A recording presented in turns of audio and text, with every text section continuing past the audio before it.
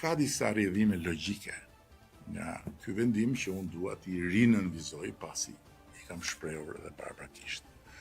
Spari, siç duket, dhe nuk është hera e parë që duket për gjithë ata që duan ta shohin, unë nuk i pas kam kapur të tëra pushtetet.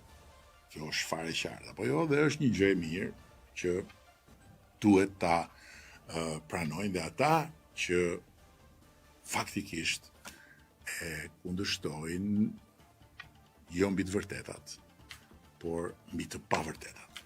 Së dyti, nëse Tirana nuk do të ketë zgjedhje deri në 2027, dhe kushtetuesja mendon se kryebashkiaku i Tiranës nuk mund të largohet përveç se me zgjedhje, atëherë këtu jemi përballë një disproporcioni të dyfisht, disproporcionit të mbajtjes tij në qeli në dëm të lirive dhe drejtave kushtetuese të tij si person dhe si zgjedhur për të drejtuar qytetin, por dhe disproporcioni në dëm të së drejtës kushtetuese të popullit të kryeqytetit për të shërbyer nga i zgjedhur i vet, apo jo.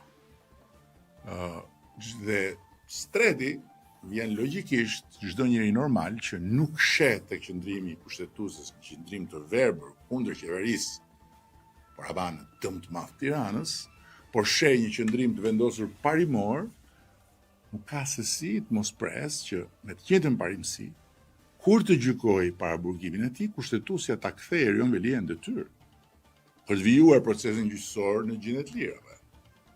Më duket se edhe kjo është gjë më normale. Tirana duhet drejtuar. Tirana nuk mund të jetë një trup pa kokë.